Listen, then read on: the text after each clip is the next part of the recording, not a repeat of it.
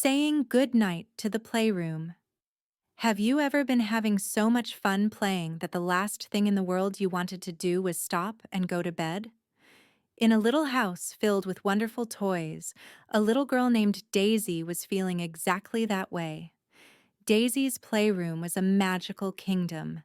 By day, she was a brave queen, and her toys were her loyal subjects. Her teddy bear, Barnaby, was her wisest knight, and her dolls were the royal court.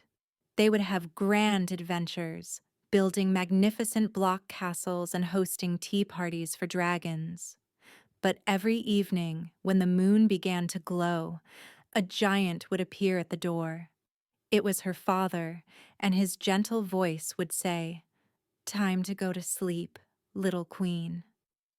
This was the part Daisy didn't like.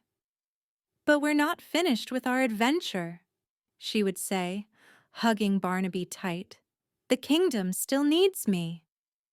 To her, going to sleep felt like abandoning her friends and leaving the fun behind forever. One night, her father knelt down beside her. "A good queen never abandons her kingdom," he said softly.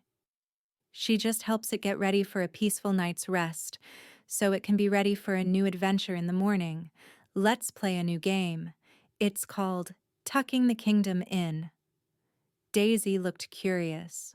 "How do you play?" "It's a very important job," her father whispered.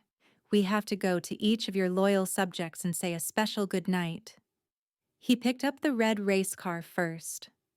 "Good night, Sir Speeder," he said, rolling it gently into its toy box garage. "Thank you for all the fast and fun races today. Rest your wheels for the new tracks we'll discover tomorrow." Daisy giggled and picked up her dolls. "Good night, lovely princesses," she said, laying them gently in their dollhouse bed. "Thank you for the wonderful tea party. Dream of sweet things." Together, they went through the whole playroom.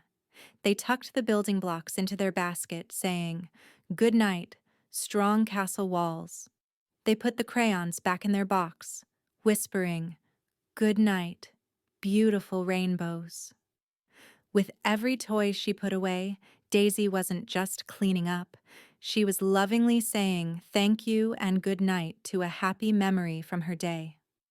Finally, the only toy left was her best friend, Barnaby the bear.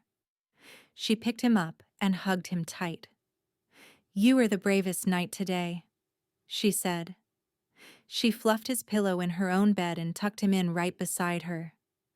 Her playroom was now tidy and quiet, not because the fun had been taken away, but because it had been lovingly put to rest for the night.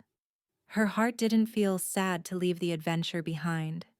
It felt calm and peaceful, knowing all her friends were resting too, just waiting for her to wake up and start a new story.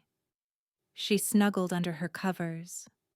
"Good night, my kingdom," she whispered to the quiet room. And as she drifted off to sleep, she dreamed of all the wonderful new adventures she and her well-rested friends would have in the morning.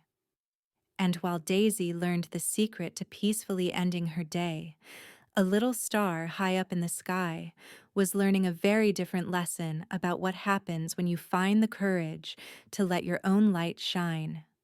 Subscribe to Storiella so you don't miss her sparkling adventure.